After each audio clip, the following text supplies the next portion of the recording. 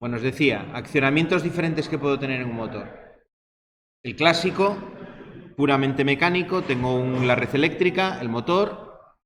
Mecánicamente ya tengo acoplado a su eje una reductora, un reductor, que al final es una caja de engranajes que mediante una relación de transformación de engranajes me da una velocidad de salida en función de la relación de engranajes que tenga y la velocidad del motor. La velocidad del motor ya hemos visto que normalmente es fija. Una característica de los motores de corriente alterna trifásicos en jaula de ardilla es que la velocidad es muy constante. Habíamos visto esta curva que tenemos aquí al lado, que está ahí dibujada, la curva par velocidad, y esta parte de la curva de aquí, que es donde nosotros nos movemos habitualmente, esta pendiente de aquí, que es la zona donde está la velocidad nominal, es muy empinada, es muy pendiente, con lo cual, aunque yo varíe el valor, el punto de funcionamiento puede estar aquí, puede estar más arriba, puede estar más abajo. Aunque yo me desplace en la curva, el desplazamiento horizontal, que es la velocidad, lo que tengo en este eje, fijaros que es una zona muy pequeña, ¿no? Hay una variación de velocidad muy pequeña. Es decir, yo tengo, por ejemplo, una cinta transportadora movido por un motor de este tipo y la velocidad va a cambiar muy poco de que la cinta esté vacía a que la cinta esté cargada. Sí se va a ralentizar ligeramente cuando yo cargue mucho ese motor, pero en muchas aplicaciones va a ser imperceptible. Por eso decimos que estos motores tienen una velocidad muy constante. Es una característica que es positiva y en parte es negativa también, ¿no? Cuando yo quiero tener diferentes velocidades, pues necesito añadirle algo. ¿Qué añadimos normalmente? Pues o bien una caja reductora, que es el método tradicional, o aparte de la caja reductora puedo tener el sistema este del motor Dalander, pero sería ya un motor específico que me permite tener las dos velocidades. Otra opción, una vez que metemos la electrónica de potencia, tengo la red, con la red alimento un variador y el motor es alimentado a su vez desde ese variador. La máquina en este caso podría ir acoplada directamente de manera mecánica al eje sin ningún tipo de reducción mecánica. ¿Vale? No quita que la pueda tener en un momento dado, pero realmente ya no es de utilidad, porque la variación de la velocidad la voy a hacer en este escalón de aquí, en esa etapa de ahí, en la parte de la alimentación del motor. Lo que vamos a ver es este segundo tipo de manera de variar. En la primera eléctricamente no tiene nada porque yo eléctricamente alimento el motor de manera tradicional, un arrancador directo, un arrancador estrella triángulo, lo que necesite, y mecánicamente es como cambio la velocidad. Pero bueno, lo vamos a ver desde el otro punto de vista.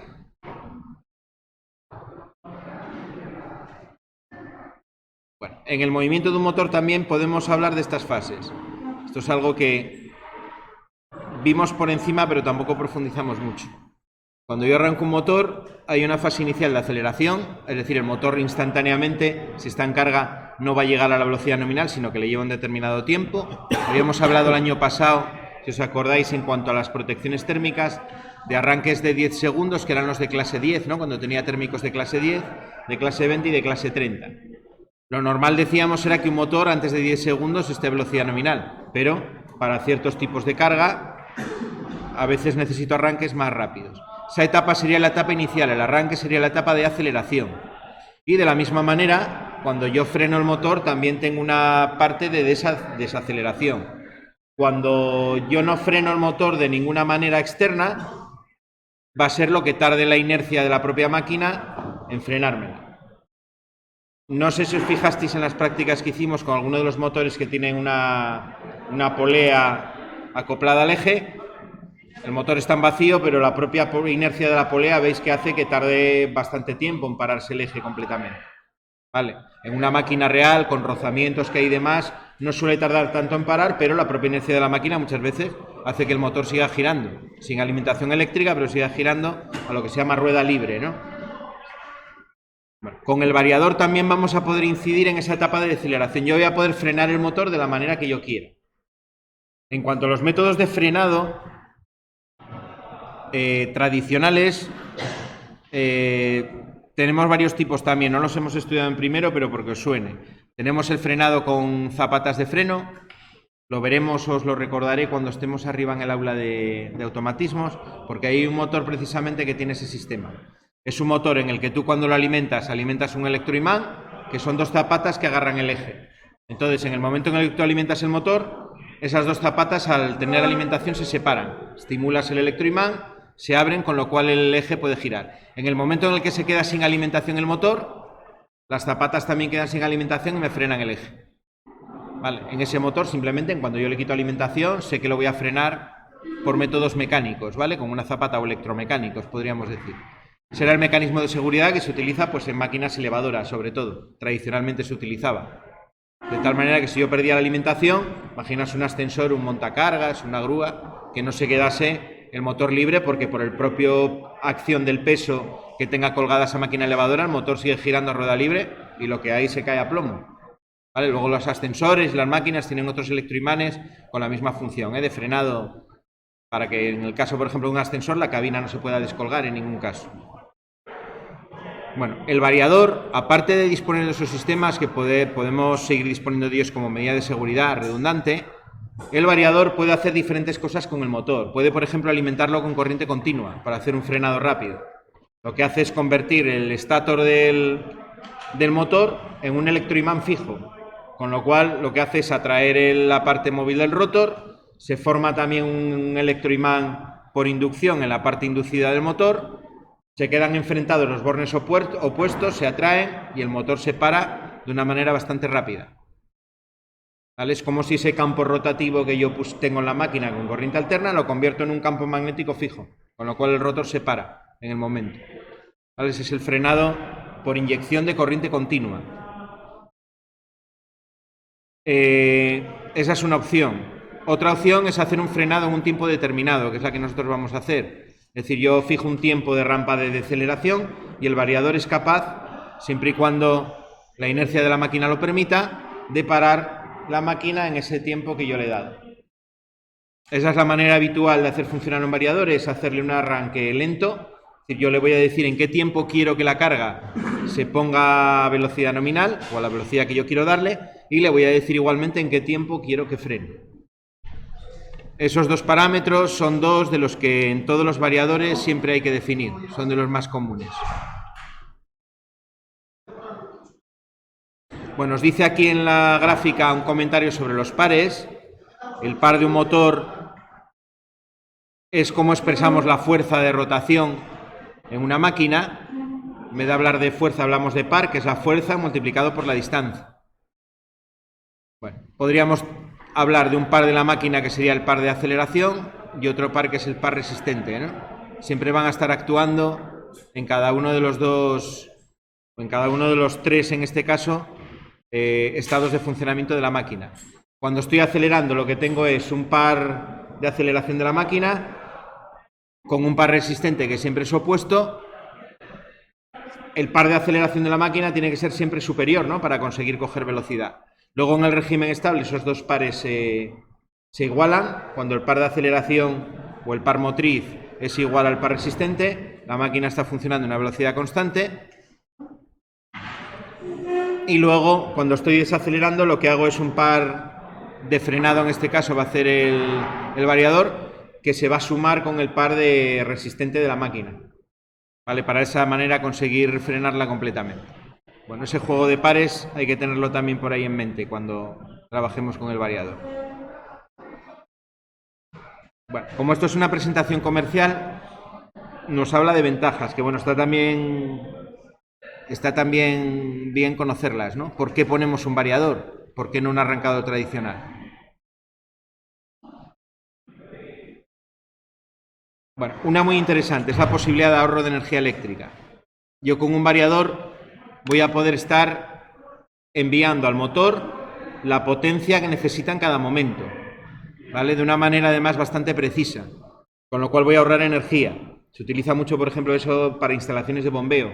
Cuando yo quiero que una bomba no me esté dando el caudal nominal, sino que me dé menos caudal de agua, yo puedo con el variador reducir la velocidad y hacer que me dé menos caudal. Pero además voy a estar consumiendo solo la potencia que el motor necesita para dar ese caudal. Ni un vatio más, lo cual es interesante porque me permite ahorrar. Por ejemplo, en las máquinas de elevación o en las cintas transportadoras y demás, si yo voy a trabajar con menos carga y quiero trabajar con menos velocidad, lo mismo, voy a necesitar menos potencia y el variador va a dar solo la potencia necesaria. voy a conseguir optimizar el factor de potencia. El factor de potencia tiene una serie de valores en los cuales el rendimiento del motor es el máximo. Está normalmente en el cercano al 0,9.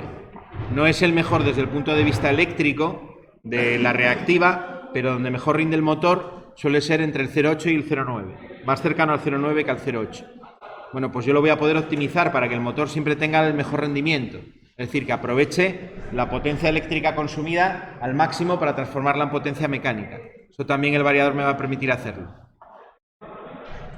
Bueno, cosas que me va a hacer en la instalación, pues que voy a poder hacer un control continuo de la velocidad, que eso es muy interesante.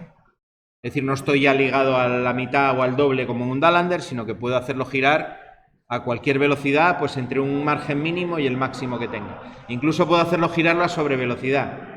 Yo podría tener un motor de 50 Hz, si mecánicamente los cojinetes lo soportan, yo puedo hacer girarlo a la velocidad equivalente a 200 Hz. De hecho, estos variadores que nosotros tenemos, lo podríamos poner el motor a 200 Hz. No lo vamos a hacer, pero sí vamos a hacer alguna pequeña prueba, ponerlo a 60, a 70 Hz, para que veáis que el variador es capaz de hacer girar el motor más rápido de la velocidad máxima que tiene. Ahí siempre tenemos problemas mecánicos, lo que puedo es dañar mecánicamente el motor. Si no está muy ajustado internamente, que los que tenemos aquí son un poco viejos, la puedo liar si me paso con esa velocidad.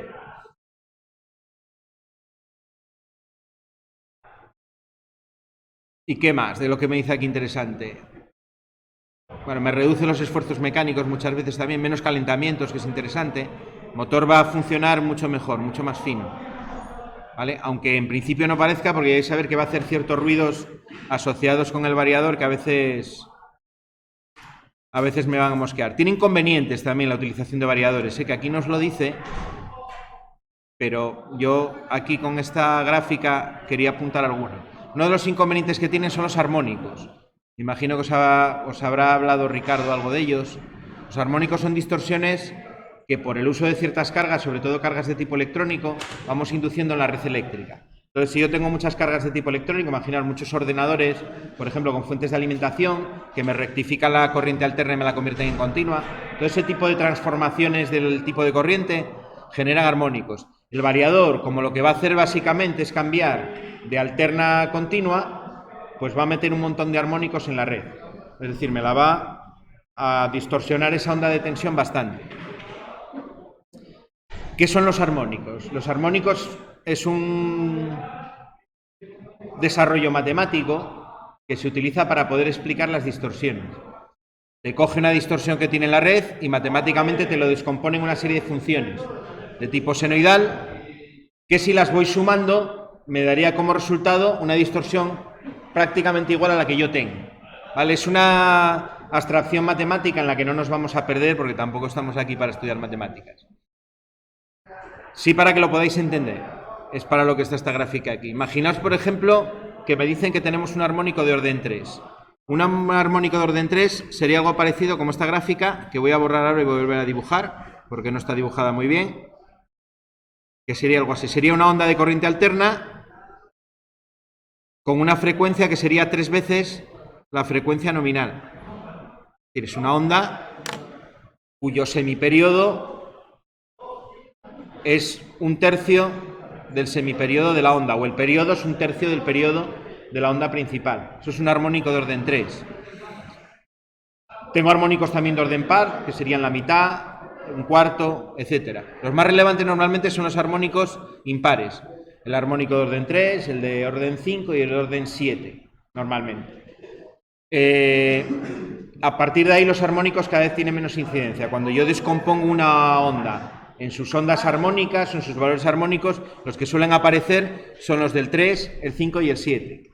El 5 no lo voy a dibujar porque ya es muy difícil perderse ahí, pero bueno, sería una onda 5 veces más rápida, ¿no? Con un periodo 5 veces más corto.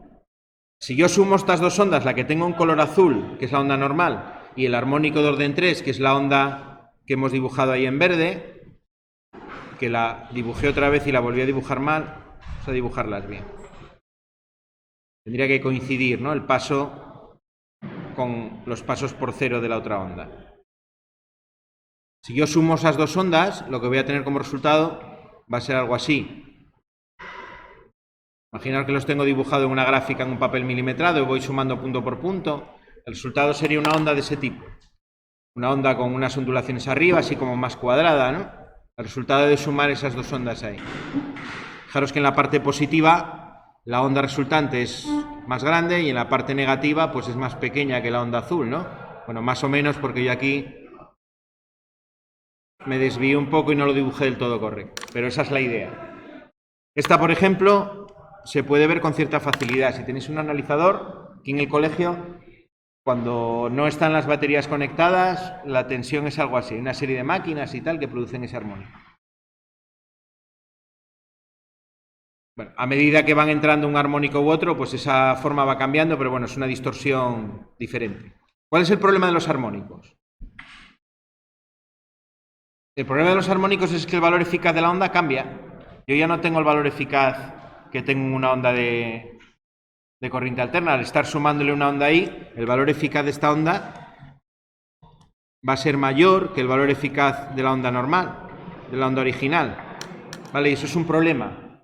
Si yo no tengo la misma distorsión en las tres fases, a la hora de ir la corriente por el neutro, la suma ya no me va a dar cero.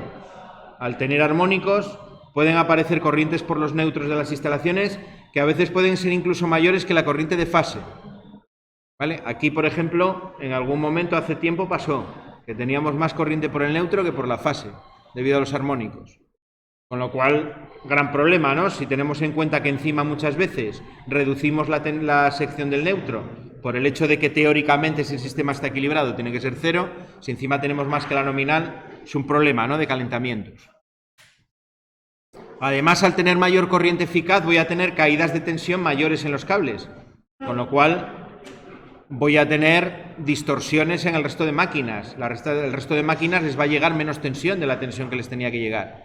Voy a tener disparos en protecciones térmicas no esperados. Es un efecto, una avería en las instalaciones que muchas veces se da explicación a través de los armónicos. Tenéis un automático, por ejemplo, que salta, vosotros medís la corriente con vuestro polímetro que no mide el verdadero valor eficaz y os sale que la corriente es más pequeña que la nominal, pero el térmico salta. El magnetotérmico salta por efecto térmico. ¿Cuál es la explicación? Es que el valor eficaz real de esa onda es más grande de lo que estáis midiendo con vuestro polímetro. No todos los polímetros miden el verdadero valor eficaz. Si tenéis un polímetro bueno, sí lo vais a ver, pero con el que tenemos aquí, que es sencillo, no vais a poder medir eso. Nos salta el térmico y realmente no lo puedo medir, pero es que tengo una corriente térmica, una corriente eficaz que es más grande de la corriente de ese térmico, por eso salta. Es decir, los armónicos son un problema en las instalaciones y tengo que intentar controlarlos. Los variadores me producen bastantes armónicos, sobre todo de orden 3 y de orden 5, por la rectificación que hacen de la onda de tensión. Por eso siempre que tengamos un variador vamos a tener que instalar un filtro.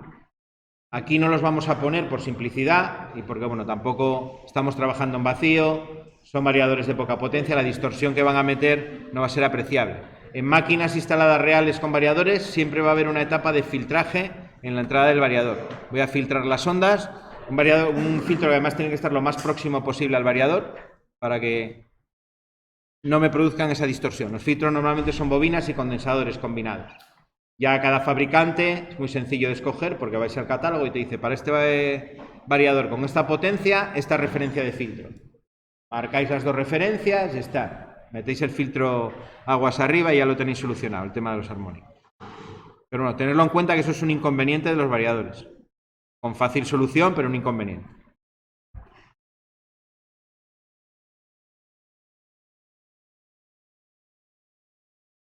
Bueno, las cosas para las cuales puede ser útil una variación de velocidad y una variación de frecuencia, las tenéis relatadas ahí.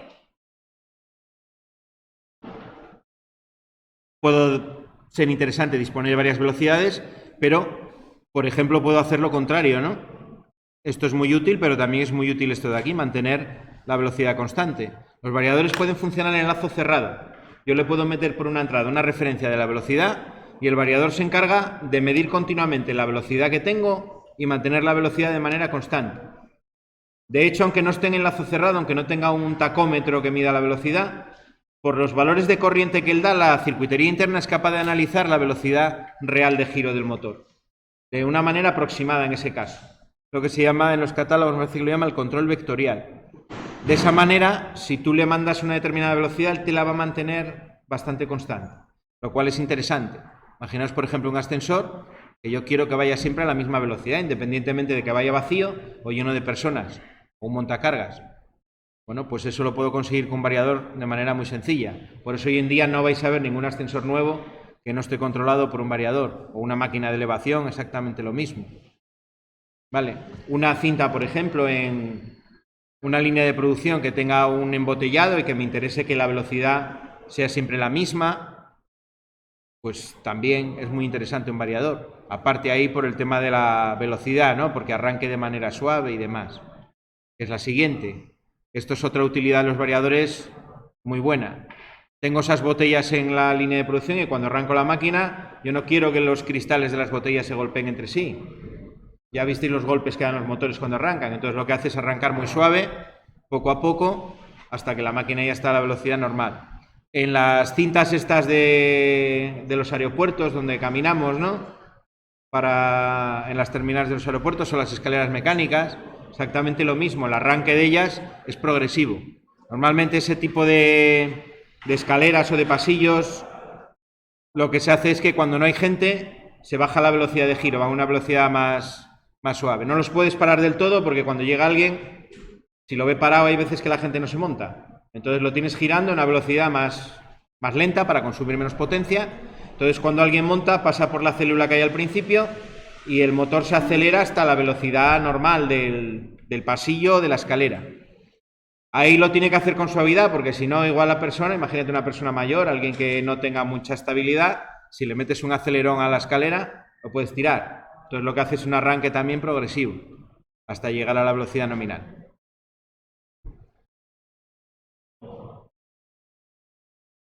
Muy importante esto de evitar el golpe mecánico también, ¿no? Mecánicamente las máquinas van a sufrir mucho menos por ese tema de la suavidad en los arranques y demás. Hay un tipo de avería mecánica, un tipo de rotura en las máquinas, que es por fatiga, que lo evito muchas veces con el uso de variadores en la parte eléctrica. Las máquinas que yo les someto a golpes sucesivos acaban rompiendo muchas veces por fatiga. Los ejes es un elemento mecánico muy típico que rompe por fatiga. ¿Por qué viene la fatiga? Por golpes, es decir, cuando yo le pido un esfuerzo repentino mecánico muy fuerte. Si yo arranco el motor con suavidad, voy a estar a la máquina, su parte mecánica, cuidándola siempre muy bien, porque la voy a tratar con mucha suavidad. Ajustar parámetros de un proceso productivo también de manera muy precisa, presión, caudal. Si yo estoy midiendo la presión en una instalación de transporte de un fluido, yo puedo ir variando la velocidad del bombeo para que la presión sea siempre la misma, de manera constante. ¿Vale? Máquinas, por ejemplo, de tipo, no sé, una imprenta, que trabajan con bobinas, de una bobina o una bobina metálica, ¿no? Lo mismo, una refiladora o máquinas que trabajen con bobinas donde la velocidad lineal quiero que sea siempre la misma. Pero bueno, hay un problema, ¿no? Si yo tengo algo que está enroscado y lo voy desenroscando, para mantener la velocidad lineal continua, la velocidad angular, la velocidad a la que gira el motor, tiene que ir cambiando continuamente. Porque no es lo mismo que el radio de la bobina sea pequeño que el radio de la bobina sea muy grande. Entonces ahí tengo que ir regulando la velocidad de una manera continua para mantener la velocidad lineal, que es lo que yo voy a medir con mi sensor, de manera continua. Bueno, pues los variadores también me lo permiten hacer de una manera muy fácil. Y bueno, sincronizar velocidades entre máquinas para posicionar elementos que tienen que posicionarse a la vez y demás.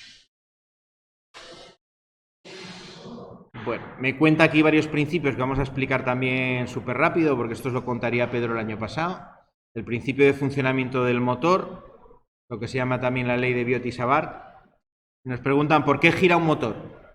Lo vimos nosotros el año pasado también, ¿eh? Bueno, yo en el motor, con la parte del inductora que es el estator, he conseguido inducir unas corrientes en el rotor. Esas corrientes del rotor, que están sometidas además a un campo magnético giratorio que yo tengo en el interior del entrehierro de esa máquina, hacen que se produzca una fuerza mecánica que es la que hace que el motor gire. El sentido, las direcciones y sentidos donde sea máxima esa fuerza es cuando la inducción y la intensidad de corriente son perpendiculares. ¿Vale? Por eso, cuando representamos los devanados de las máquinas, el campo magnético se intenta constructivamente que siempre vayan perpendicular. ¿Vale? Si este es el corte transversal del conductor, yo tengo, por ejemplo, una corriente que está entrando, utilizaría la mano izquierda, es una regla mnemotécnica, lo de la mano, para saber para dónde iría la fuerza. ¿Vale? En este caso tengo dos opciones, este es digamos, el perímetro de la máquina y yo tengo aquí la inducción está en perpendicular, tal que así, o así dirigida hacia el centro. ¿Para qué lado creéis que giraría? ¿Para aquí o para aquí? Esa es la fuerza que va a aparecer. En el lado opuesto tengo una espira que estaría en sentido contrario. Esa es la idea para que pueda girar, ¿no? Para que las fuerzas sean como sentidos opuestos. Eso es lo que llamamos un par de fuerzas. ¿Para dónde iría? Cojo la mano izquierda, ¿no? Hacia abajo. El punto significa que sale hacia mí. La fuerza válida, en este caso, aplicando esa regla, sería esta. Esta sería la fuerza que vendría en este sentido. En la espira de abajo tendría el sentido contrario. ¿Vale? Eso es lo que hace que el motor gire. ¿Vale? Bueno, previamente falta la parte del estator, que es donde produzco el campo magnético giratorio y demás. Pero una vez producido, lo que hace que el motor gire es ese principio, esa regla que tenéis ahí. ¿Vale?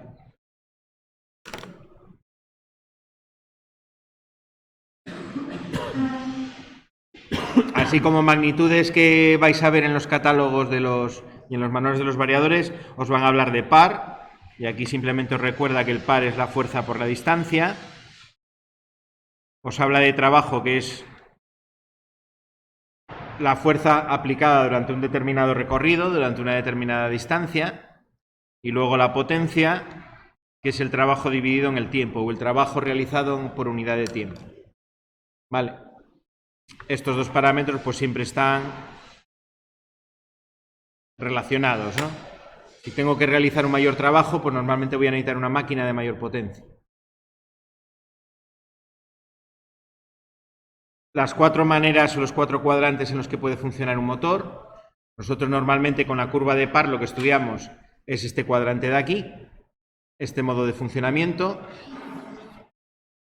¿Vale? El giro en sentido directo, pero tendríamos también este de aquí, ¿no? Que sería el giro de sentido indirecto, cuando tengo el par en sentido contrario y la velocidad es en sentido contrario. Es decir, cuando la velocidad y el par van en el mismo sentido, tengo el funcionamiento normal del motor. Pero yo puedo hacerlo funcionar, y de hecho va a funcionar de manera esporádica de estas otras maneras, ¿no? Aquí tendría lo que es el frenado cuando está girando en sentido directo. ¿Vale? Estoy realizando un par en sentido contrario para que la velocidad se reduzca, pero la velocidad todavía tiene el sentido contrario porque lo estoy frenando. Y el frenado en el sentido indirecto, que sería este modo de funcionamiento de aquí. Lo mismo, pero con las dos magnitudes en sentido contrario. Estos dos cuadrantes de funcionamiento del motor son los que se utilizan hoy en día en los coches híbridos para poder generar energía cuando el coche está frenando. ¿Vale? Utilizo el motor como freno, el motor eléctrico cuando yo quiero frenar, o el motor continuamente está haciendo lo que se llama la fuerza contraelectromotriz, que es una tensión que aparece en el devanado opuesta a la corriente que hace que el motor gire, pero se llama contraelectromotriz. Bueno, eso es lo que utilizo, esa tensión que aparece en el devanado cuando yo estoy reduciendo la velocidad, cuando estoy frenando, es la que utilizamos para cargar las baterías en los coches híbridos, por ejemplo, ¿no? Lo que se utiliza en la Fórmula 1 para cargar la batería, una vez que la vaciaron en la vuelta y tal, le dieron y ya la exprimieron a tope, necesitan unas cuantas curvas para ir frenando y poder recargar nuevamente la batería. ¿Vale? La recargan también con el movimiento, ¿no? A costa de consumo de gasolina con el motor de explosión que lleva. Pero con el frenado regenerativo pueden aprovechar esa tensión para cargar la batería. Bueno, nosotros, ¿a qué nos interesa en los variadores esto para nosotros? Bueno, si nosotros vamos a hacer un frenado, tenemos que saber que la fuerza contra el electromotriz del motor nos va a ayudar a que ese motor se frene, y el variador sabe de eso y aprovecha ese efecto con la electrónica que tiene dentro para conseguir frenarlo de manera más rápida. Vale.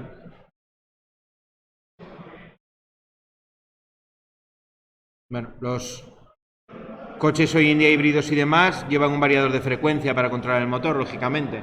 Si yo tengo un coche eléctrico y tengo un pedal de aceleración que lo voy a apretar de manera continua y el coche se va a ir acelerando, si no tiene una velocidad fija, voy a tener un variador que se va a encargar de esa misión. Es decir, desde el punto de vista del motor, un motor eléctrico es mucho más sencillo, pero muchísimo más que un coche de motor de explosión. Porque es básicamente el motor y luego la electrónica que controla ese motor, que sería el variador. Luego, aparte de toda la electrónica de control digital, ¿no?, del tema. Pero básicamente es un variador de frecuencia y un motor, reduciéndolo mucho.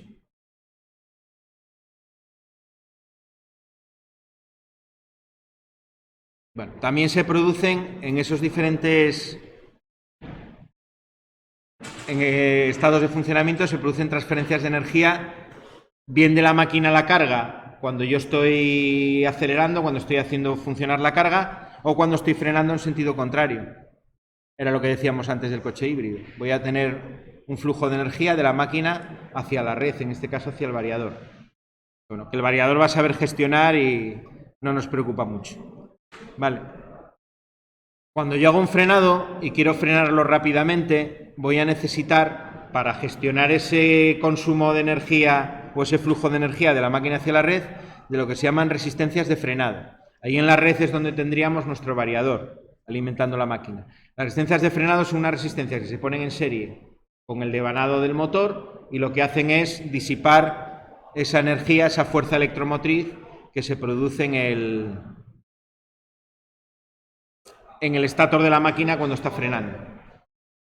Por eso vamos a ver en las prácticas, cuando hagamos el frenado, que nosotros no lo vamos a poder hacer el frenado en el tiempo que nosotros queramos, porque no tenemos esas resistencias conectadas con el variador. Tampoco podemos hacer el de inyección de corriente continua porque lo puedo quemar el variador si no tengo esa resistencia, el variador y el motor. ¿Vale? Que sepáis que para los frenados, en tiempos determinados, necesitamos de resistencias de frenado. Para elegir el variador, el dato fundamental para nosotros va a ser la potencia nominal del motor. Este va a ser nuestro dato fundamental. La elección de un variador va principalmente en función de la potencia. Tengo un motor de 1 kilovatio, variador de 1 kilovatio. Tan sencillo como ese. Luego, según las cosas que yo quiera hacer, de todas esas que comentamos, aquí tengo una gama diferente, ¿no? Sería la dinámica del accionamiento. Según lo que yo quiera hacer, tengo variadores, pues normalmente, por ejemplo, en Schneider van desde la 12, luego tendría la 22, el 32. Este número de aquí es el que me va diciendo cómo voy subiendo en la gama, cada vez más prestaciones, más entradas, mayor número de opciones de control, etcétera, etcétera. El tipo de carga, es decir, si voy a estar manejando un bombeo, una cinta transportadora, una máquina de elevación, porque hay variadores con características pensadas específicamente para diferentes tipos de máquinas o de instalaciones. Por ejemplo, para bombeo, si lo quieres para bombeo, te viene ya con una configuración para bombas, donde los parámetros que habitualmente utilizas con los bombeos ya vienen configurados de fábrica para que te hagan bien el funcionamiento que necesitas. Y luego la precisión. Cuando estamos, por ejemplo, en máquinas de posicionamiento, hay variadores que son capaces de precisiones mucho mayores. Por ejemplo, en velocidad, los hay que pueden funcionar dentro de un 5%, pero los hay que pueden funcionar por debajo. Es decir, te mantienen una velocidad en un margen a lo mejor de un 1% arriba o abajo, que está bastante bien.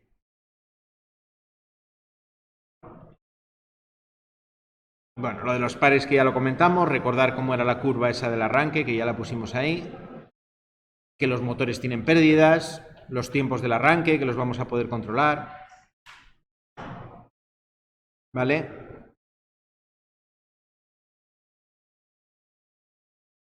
Hay veces que también tenemos la desclasificación, que nos interesa, según la aplicación, pues irnos a un calibre superior, ¿no? Pero bueno, los propios catálogos del fabricante ya me van a decir, para ciertas aplicaciones me van a determinar un variador de una potencia ligeramente superior a la del motor.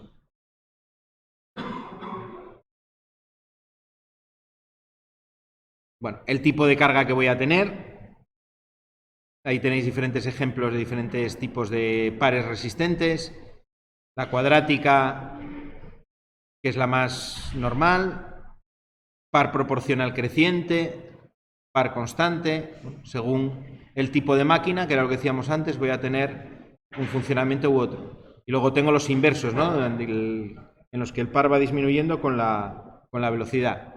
Luego os comentan con otras transparencias qué tipos de carga tienen cada uno de esos pares. Lo tendría que tener en cuenta también.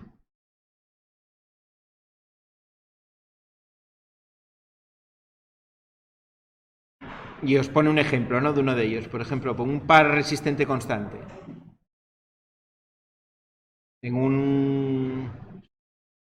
una máquina, por ejemplo, de transporte horizontal, en una de elevación, en trenes de laminación, se da esa condición. ¿Vale? Me interesa tener siempre el mismo par en la máquina. ¿Vale? Es un ejemplo de una aplicación. ¿Dónde tengo, por ejemplo, un par resistente cuadrático? Pues en ventilación o en bombas centrífugas. La carga se comporta de esta manera, ¿no? Empieza con un par de arranque pequeño y a medida que la velocidad va aumentando, la resistencia de la máquina aumenta de manera cuadrática. ¿Vale? De ahí viene esa adaptación de los variadores a las aplicaciones. Es una carga también bastante típica. El par constante es muy típico, pero este también, ¿vale? No tanto como el otro, que es un 80%, ¿no?, de los casos. Pero bueno, esto lo vais a ver también porque hay muchas instalaciones de bombeo, de ventilación, de extracción de humos, cosas por el estilo.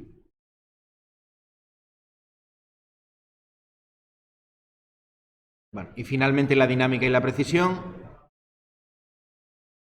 Tenemos que ver qué tiempos de arranque necesitamos, si necesito tiempos cortos, si necesito mantener la velocidad con una determinada precisión. Si voy a hacer un posicionamiento, pues la precisión es un condicionante importante también, ¿vale?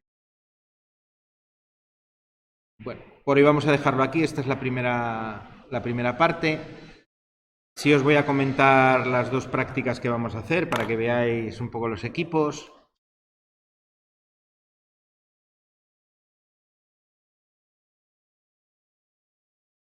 Aquí ya os salieron, que os las publiqué antes, la práctica 6.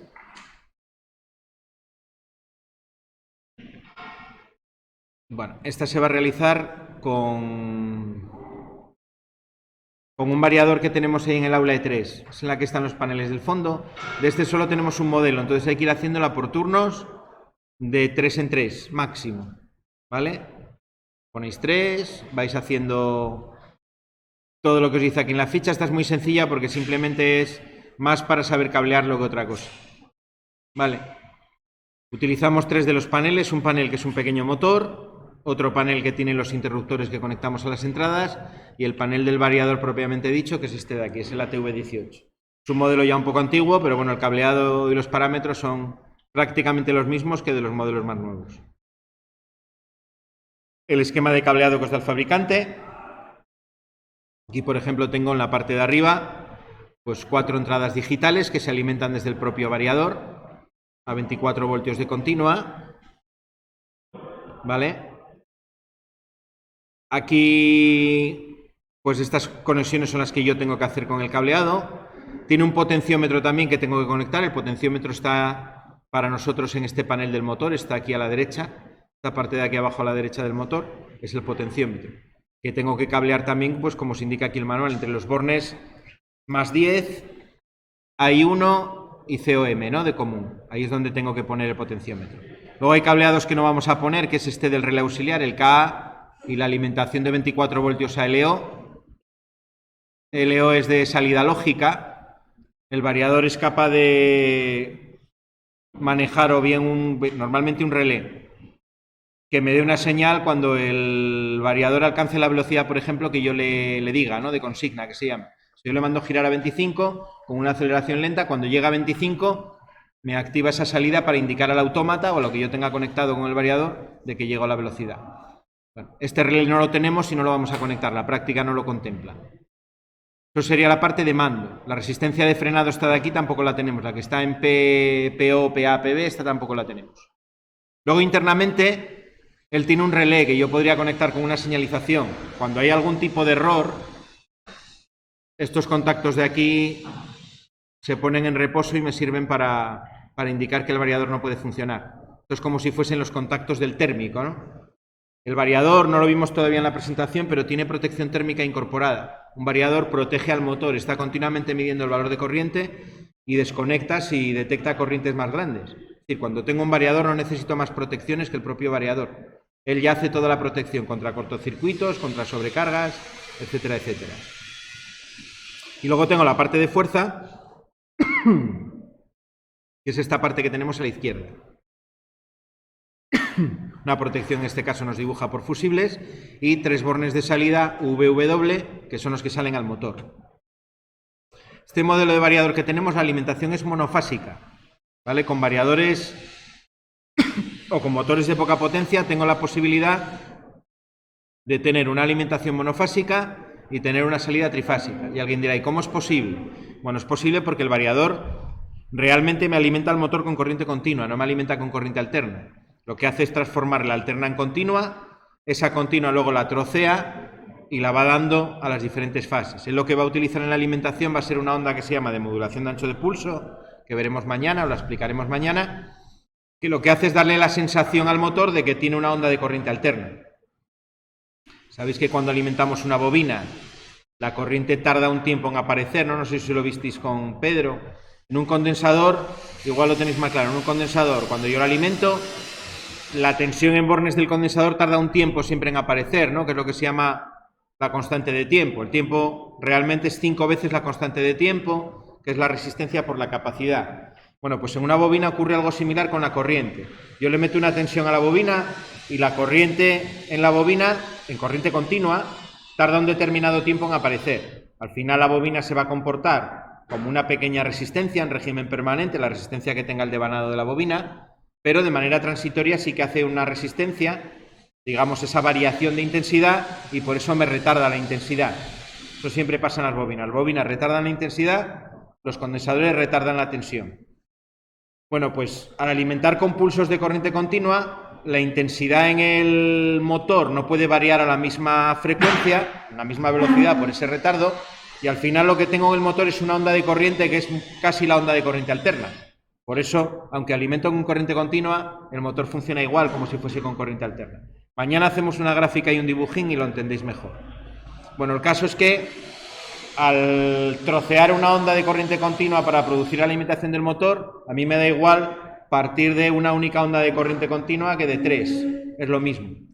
El variador es capaz de alimentar con monofásica y dar al motor trifásica. Solo ocurre con pequeñas potencias, hasta 1 kilovatio normalmente por encima ya no hay disponible ese tipo de variadores. Por eso comentaba un día aquí con alguien que es una solución a una máquina, por ejemplo, herramienta, que se alimente en trifásica. Si el motor nos dé mucha potencia, para alimentar la monofásica una opción, en vez del clásico condensador que me va a hacer que el motor pierda potencia, pues es un variador. El variador va a permitir que el motor funcione como funcionaba en trifásica, totalmente igual. Bueno, en esta práctica lo que os pido hacer es el esquema de cableado. A partir de este esquema de aquí, pues tenéis que dibujar sobre la ficha cómo vamos a cablear en la práctica para hacer funcionar el variador con los 3 módulos que utilizamos. Aquí tenéis los datos de catálogo necesarios para ir haciendo lo que necesitamos hacer. Lo primero pues es los ajustes iniciales. Aquí os explica cómo se entra en los menús y cómo se mueve uno por los parámetros del variador, cómo se entra y se sale. Os haré una demostración, no os preocupéis. Sistema de programación es todo de tipo... Es de tipo secuencial. Yo voy dando las flechas, me voy moviendo en orden por los parámetros. Cuando acabe todos los parámetros, vuelvo al principio y lo recorro de manera secuencial. Y luego hay parámetros que dentro tienen otras funciones, otros parámetros. Entro con Enter, lo mismo, dentro de cada función voy recorriendo todos los parámetros y con el escape salgo. ¿Vale? Tiene escape, bueno, esta tiene una tecla que es data en vez de escape. la que me permite pues cambiar los valores y demás. Bueno, eso os lo enseñaré yo cómo va. Los parámetros que vamos tocando, los parámetros tienen esa pinta de ahí. Son grupos de 3 códigos de 3 letras en esta marca. Hay otras marcas como Siemens, Onron, que utilizan códigos numéricos. Tenéis un manual con unas tablas y cada código hace una cosa, ¿no? Lo que tengo que hacer yo cuando llego a un variador es coger el manual y ver, según lo que tenga que hacer, qué códigos tengo que meter y con qué valores. Es tan sencillo, tan complicado. Realmente es una programación, pero una programación paramétrica que es muy, muy sencilla. Bueno, ahí os dice lo que queremos hacer y nada, esto hay que mirarlo y cuando empecemos a explicar, pues intentar conseguir ese funcionamiento en el variador, ¿vale? Aquí os pido ver una serie de parámetros de los que se llaman de supervisión para que me escribáis qué valor leéis en la pantalla del variador cuando ponéis esos parámetros. Aparte de la protección y regular el motor, el variador también me permite medir magnitudes eléctricas del motor. Tensión, intensidad, la frecuencia de salida. Es decir, me da información que desde un punto de vista del mantenimiento, que es lo que estamos viendo ahora, pues es muy útil. ¿Vale? Si yo quiero saber si tuvo un error, por ejemplo, el variador, un cortocircuito en el motor, el variador me lo va a almacenar en un parámetro, yo lo puedo ver y lo puedo saber y lo puedo incluso volcar a un ordenador y trabajar con ello. Bueno, esto lo imprimiremos para hacerlas y lo vais mirando. Vamos a dedicar esta segunda hora de hoy a terminar los que quedan todavía de la 9, ¿vale? Estamos ahí atravesados con ello.